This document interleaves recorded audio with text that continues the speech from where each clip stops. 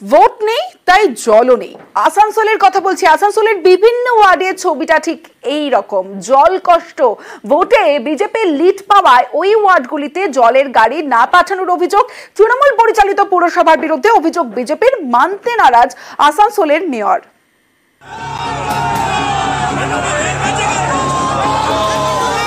Word থেকে lead পেয়েছে BJP, প্রতিশোধে বন্ধ পুরো পরিষেবা, এতেই জলকষ্টে স্থানীয়রা।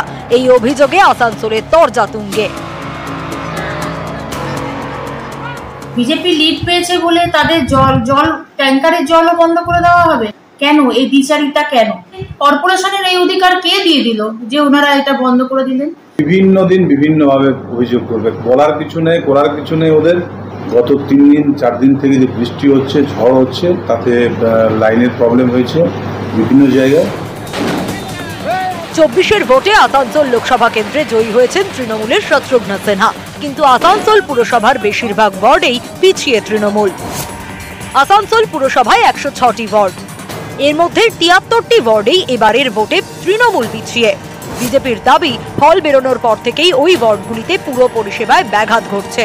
পাইপলাইনের কাজ শেষ না হওয়া পর্যন্ত জলের গাড়ি পাঠানোর কথা তৃণমূল পরিচালিত পুরসভার, কিন্তু ভোটের ফল বেরোনোর পর থেকে জলের গাড়ি ঠিকমতো আসছে না। এর জেরে জলকষ্টে ভুগছেন 66 নম্বর, 103 নম্বর সহ একাধিক ওয়ার্ডের বাসিন্দারা। ইতিমধ্যে 66 নম্বর ওয়ার্ডের দামাগড়িয়া এলাকায় পানীয় জলের দাবিতে পথ অবরোধ করেন স্থানীয়রা। জল নাই, আমরা খাবো কি, রাঁধবো কিসে? চান তো দূরের কথা, খাওয়া দাওয়া তো চাই। 10-12 দিন থেকে জল আসে না। এই পাড়া রোডে তো 1 ফোঁটা জল নাই। আর জল যদি না পড়ে কালকে ঘুরে রোড জাম হবে। বিজেপি লিড পেয়েছে বলে তাদের জল ট্যাঙ্কারের জলও বন্ধ করে দেওয়া হবে কেন? এই বিচারিতা কেন? কর্পোরেশনের এই অধিকার কে দিয়ে দিল যে ওনারা এটা বন্ধ করে দিলেন? যদি এটা ওনারা বন্ধ করে থাকেন, কাল থেকে যদি জল না চালু হয়ে থাকে, তাহলে আগামী দিনে আমরা আন্দোলনে নামতে বাধ্য হব।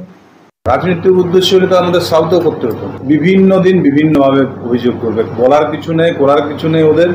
গত 3 দিন 4 দিন থেকে যে বৃষ্টি হচ্ছে, ঝড় হচ্ছে, তাতে লাইনের প্রবলেম হয়েছে বিভিন্ন জায়গায়, তাই জলের একটা অসুবিধা হয়েছে।